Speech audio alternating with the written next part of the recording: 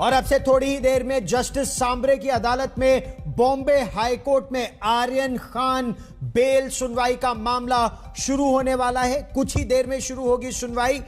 Court room में पहुंचे आर्यन खान के वकील और बड़ी टीम है जिसमें पूर्व अटॉर्नी जनरल मुकुल रोहतगी हैं, उनके साथ सतीश मानी शिंदे, अनिल देसाई, पूरी बड़ी टीम है आर्यन खान के वकीलों की अपने बैटरी ऑफ लॉयर्स के साथ। और नारकोटिक्स कंट्रोल ब्यूरो दूसरी तरफ से आज अपना पक्ष रखेगा, जिसमें नारकोटिक्स कंट्रोल ब्यूरो का यह दावा है कि एक अंतरराष्ट्रीय ड्रग समूह, एक गिरोह से कुछ लिंक्स की बात है जिसकी वो पड़ताल कर रहे हैं। ये केवल कंजम्पशन का मामला नहीं है। और मेरे सहयोगी मुस्तफा शेख ज्यादा जानकारी के साथ हमारे साथ जुड़ रहे हैं। मुस्तफा, अगर हम बात करें इस समय नारकोटिक्स कंट्रोल ब्यूरो के जवाब की, तो उनके एफिडेविट में खासे संगीन आरोप है आर्यन खान के खिलाफ, बाकी आरोपियों के खिलाफ, जहां वो कह रहे हैं कि तीनों को अलग करके नहीं देखा जा सकता। मुस्तफा जी बिल्कुल, पहले से ही शुरुआत से एनसीबी कॉन्स्पिरेसी की बात कर रही है। एनसीबी का जो केस है वो और भी पुख्ता हो जाता है, इसलिए कि स्पेशल एनडीपीएस कोर्ट ने भी इन तीनों आरोपियों की बेल जो है वो रिजेक्ट की है। बेल रिजेक्ट करते वक्त ये कहा गया है कॉन्स्पिरेसी के सेक्शन जो लगाए गए हैं उस वजह से आप कह सकते हैं कि जो ऑफेंसर है ये बेलेबल नहीं है, नॉन बेलेबल है, इसलिए बेल इस स्टेज पे दी नहीं जा सकती। अब हाईकोर्ट के दरवाजे पे जब पहुंचे हैं तो एनसीबी यही कहेगी कि कॉन्स्पिरेसी दिख रही है, व्हाट्सएप चैट्स आपके सामने हैं, साथ ही साथ बाकी की जो इन्वेस्टिगेशन जो सप्लायर है अचित कुमार अरबाज मर्चेंट के, उनको पकड़ा गया है, ये पूरा लिंक एस्टेब्लिश किया जा रहा है। तो ये सारे जो ग्राउंड्स है उस ग्राउंड्स के ऊपर एनसीबी यही कहेगी कि इस वक्त पे इन लोगों को बेल देना ठीक नहीं होगा। एक बड़ी कॉन्स्पिरेसी को अनहर्थ करने का जो प्लान है वो एनसीबी का जारी है। इस पूरे मामले में इन्वेस्टिगेशन की जा रही है, एमईए से मदद मांगी जा रही है एक फॉरेन नेशनल का पता लगाने में जो आर्यन खान के साथ बल्क ड्रग्स बाइंग को लेकर जिसके चैट सामने आए हैं। अनन्या पांडे का स्टेटमेंट लिया गया है, वो इस केस में विटनेस है या आरोपी है ये अभी तक डिसाइड नहीं किया गया क्योंकि थर्ड समन्स पर अनन्या पांडे नहीं पहुंची थी। ये सारी बातचीत जो है फिर से additional solicitor general Anil Singh जो है कोर्ट के सामने रखेंगे। गौरव, इस बड़ी खबर पर आप नजर बनाए रखिए क्योंकि इस बीच एक बड़ी खबर और आ रही है। नशे के जहाज में वो दाढ़ी वाला कौन था, यह सवाल सुर्खियों में है। इस सवाल को उठाया है महाराष्ट्र के कैबिनेट मंत्री नवाब मलिक ने। मुंबई क्रूज ड्रग्स केस में समीर वानखेड़े पर आरोपों की बौछार को धार देते हुए नवाब मलिक ने एक इंटरनेशनल ड्रग माफिया का जिक्र किया। नवाब मलिक के मुताबिक जिस दिन आर्यन खान की गिरफ्तारी हुई उसी समय उसी दिन एक दाढ़ी वाला माफिया क्रूज पर था, लेकिन समीर वानखेड़े, और यह आरोप नवाब मलिक लगा रहे हैं कि समीर वानखेड़े ने उसे नहीं पकड़ा।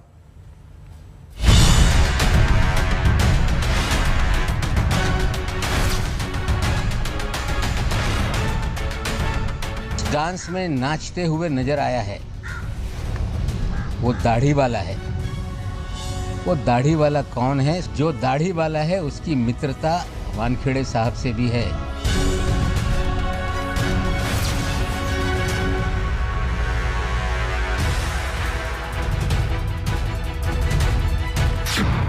समीर वानखेड़े पर नवाब मलिक का सबसे बड़ा हमला। इंटरनेशनल ड्रग्स माफिया से समीर वानखेड़े की दोस्ती। मुंबई क्रूज पार्टी में मौजूद था दाढ़ी वाला ड्रग्स माफिया। समीर वानखेड़े ने दाढ़ी वाले को नहीं पकड़ा। कौन है वो दाढ़ी वाला इंटरनेशनल ड्रग्स माफिया? कौन पिस्तौल वाली माशूका जो उस डांस में नाचते हुए नजर आया है, वो दाढ़ी वाला है। वो दाढ़ी वाला कौन है? आर्यन ड्रग्स केस में आरोपों से चौतरफा घिरे एनसीबी के क्षेत्रीय निदेशक समीर वानखेड़े पर महाराष्ट्र के कैबिनेट मंत्री नवाब मलिक का यह सबसे बड़ा हमला है। मलिक का आरोप है कि कोविड काल में मुंबई पुलिस की बगैर अनुमति के हुई जिस क्रूज पार्टी से फिल्म अभिनेता शाहरुख खान के बेटे आर्यन खान की गिरफ्तारी बताई गई, उस पार्टी में एक दाढ़ी वाला इंटरनेशनल ड्रग्स माफिया भी मौजूद था। उस जहाज की क्रूज पार्टी में टारगेटेड लोगों की तस्वीरें देकर उन्हें ट्रैप किया गया। लेकिन मेरी जानकारी है कि एक अंतर्राष्ट्रीय ड्रग माफिया उस पार्टी में था। उसकी एक माशूका भी है जो बंदूक के साथ थी, जो उस डांस में नाचते हुए नजर आया है। वो दाढ़ी वाला है। वो दाढ़ी वाला कौन है, सारे एनसीबी के लोग जानते हैं। नवाब मलिक के मुताबिक वो दाढ़ी वाला दिल्ली के तिहाड़ जेल के अलावा राजस्थान के जेल में भी रह चुका है। गोवा में भी उसका ड्रग्स रैकेट चलता है। नवाब मलिक ने कहा कि वो दाढ़ी वाले का नाम अभी नहीं बताएंगे, लेकिन उन्होंने आरोप लगाया कि समीर वानखेड़े से उस इंटरनेशनल ड्रग्स माफिया की दोस्ती है, इसलिए वो छुट्टा घूम रहा है। और हमें लगता है कि इस पूरे खेल में जो दाढ़ी वाला है उसकी मित्रता वानखेड़े साहब से भी है। कुछ अधिकारी मुझे बता रहे हैं कि गोवा में भी उनका बहुत बड़ा रैकेट चलता है, लेकिन जब छापेमारी की बात आती है वानखेड़े साहब उस छापेमारी से भाग लेते रहे। मैं जो लोग आए हैं जांच करने के लिए, मैं सार्वजनिक रूप से उन्हें कहता हूं कि आप क्रूज की सीसीटीवी मंगाइए। नवाब मलिक का आरोप है कि एनसीबी ने क्रूज पर मौजूद करीब 1300 लोगों में से सिर्फ चुन चुन कर उन लोगों को टारगेट किया जिन्हें समीर वानखेड़े टारगेट करना चाहते थे। एनसीबी के लोगों को उनकी तस्वीरें दी गई और फिर ड्रग्स पार्टी के नाम पर उन्हें उठाया गया, लेकिन इंटरनेशनल ड्रग्स माफिया को छोड़ दिया गया। दुनिया का एक बहुत बड़ा ड्रग माफिया उस पार्टी में था। उन्हीं लोगों ने ये पार्टी आयोजित की थी। खेल तो हो गया, लेकिन खेल का खिलाड़ी दाढ़ी लिए हुए क्यों घूम रहा है, इसका जवाब एनसीबी को देना पड़ेगा। नवाब मलिक ने एक बार फिर समीर वानखेड़े के कथित मालदीव दौरे का जिक्र किया और वानखेड़े पर फर्जी केस से बॉलीवुड पर दबाव बनाने का आरोप लगाया। मलिक ने कहा कि पिछले साल एक एफआईआर दर्ज की गई थी, लेकिन किसी की गिरफ्तारी नहीं हुई। उसी एफआईआर के आधार पर दीपिका पादुकोण, सारा अली खान और श्रद्धा कपूर से पूछताछ हुई, लेकिन गिरफ्तारी नहीं हुई। वो सारे लोग जिनको बुलाया गया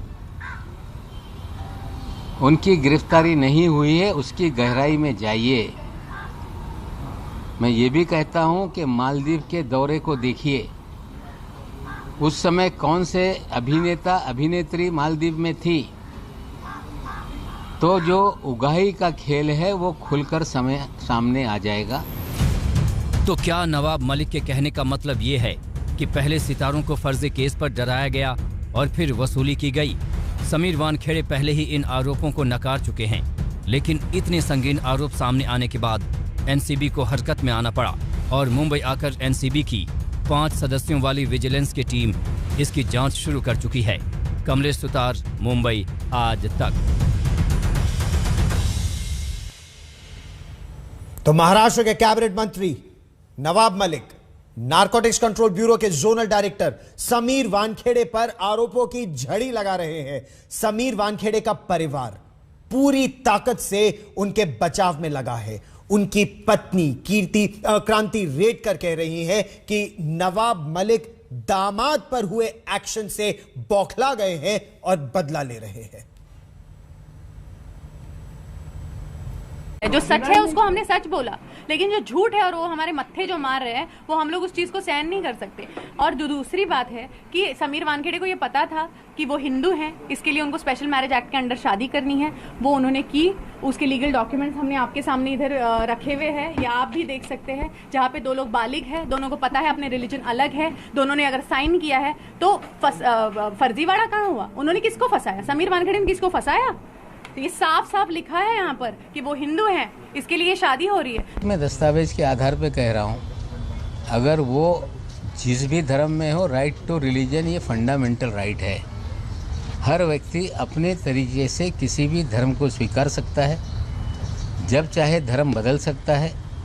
हर दिन नया धर्म बदल ले, उस पर मेरी आपत्ति नहीं है, लेकिन देश का कानून कहता है कि कोई व्यक्ति जो शेड्यूल कास्ट को बिलोंग करता हो, एक बार उसने अपना धर्म परिवर्तन कर लिया तो उसे शेड्यूल कास्ट का जो भी फ़ायदा है वो नहीं मिलता। लड़ाई ये है कि गरीब दलित का अधिकार छीना गया और निश्चित रूप से ये हम लॉजिकल एंड तक ले जाएंगे। समीर वानखेड़े पर आरोपों का आक्रमण तेज हुआ तो समीर वानखेड़े के पिता ज्ञानदेव वानखेड़े भी सामने आए और बेटे पर लगे सभी आरोपों पर उन्होंने सीधा जवाब दिया। कहा वो हिंदू हैं, उनका बेटा भी वही है। सुनिए। आज नवाब मलिक ने एक निकाहनामा ट्वीट किया है और सर ये निकाहनामा ट्वीट किया है और हमने काजी से भी बात की और उनका ये कहना है कि समीर वानखेड़े, उनके पिता, उनकी बीवी और उनका परिवार मुस्लिम है, वो हिंदू नहीं है। उस पर आप क्या कहें? मैं हमेशा कहते आया हूँ, 15 दिन से मैं यही कह रहा हूँ कि मैं मुस्लिम नहीं हूँ, मैं हिंदू हूँ। मेरा नाम ज्ञानदेव कचरूजी वानखेड़े है। मैं कितनी बार सब लोगों को बता रहा हूँ। फिर अभी नवाब मलिक ये निकाहनामा लगा के मेरे जाति पे, मेरे धर्म पे और वो ड्रग पे क्या लेना देना कुछ समझ में नहीं आ रहा मुझे। आरोप इसलिए लग रहे क्योंकि देखिए ये निकाहनामा है, ये निकाहनामा तो सही होगा। मेरे बेटी की शादी सही हुई है, डॉक्टर शबाना कुरैशी से शादी हुई, निकाहनामा में हम भी थे। लेकिन निकाह उसको ही बोलते हैं जो दो जाति के लोग एक ही जाति के तभी निकाह होता है। तो इसलिए मैंने मिसेस ने सब लिखा हुआ है। इसलिए मैं पूछ रहा हूँ क्योंकि निकाहनामा में आपका नाम दाऊद लिखा हुआ है। पता है कोई भी कुछ भी मेरे मिसेस कुछ भी लग सकती है तो फिर मुस्लिम में आ गया ना। हाँ तो लेकिन मैं देखा नहीं ना, मुझे ये नहीं समझ में आता ऐसी इतना शादी में गड़बड़ में। अभी एज ए मैं पिता ऐसा मैं थोड़ी पढ़ूंगा हर चीज। शादी इतना बड़ी गर्दी होती है, मैं क्या पढ़ सकता हूँ। किसी को मुस्लिम के तौर पे एक झूठ बोला गया कि पूरा परिवार हम लोग मुस्लिम है इसलिए ये शादी हो जाए। नहीं, ऐसा कोई भी नहीं है। मेरे परिवार में है कितने लोग, बेटा बेटी मैं और बहू, दूसरे कौन है मेरे परिवार में? इधर कोई भी नहीं है। किसने कहा रहेगा आपके परिवार से कि हम सब मुस्लिम है इसलिए ये शादी? पता नहीं है किसने कहा। हाँ सिग्नेचर मेरा ही है, लेकिन मुझे उर्दू पढ़ने को नहीं आता। सिग्नेचर मेरा है। आरोप लग रहे हैं। इस मामले में इंक्वायरी की मांग करें तो नहीं, मैं कोर्ट में जाऊंगा इसके अगेंस्ट में। जो एट्रोसिटी लगा है मेरे जाति का, मेरे धर्म का, मेरे बेटी का, बहू का, जो मुझे मानसिक तकलीफ हुआ, ये उम्र में मुझे तकलीफ दे रहा है। ड्रग का किधर, उसका जवाई को अरेस्ट किया, ड्रग का मामला किधर, ये किधर। और मुकुल रोहतगी अदालत पहुंच चुके हैं। जस्टिस सांबरे की कोर्ट में, बॉम्बे हाई कोर्ट में अब से थोड़ी देर में सुनवाई होगी।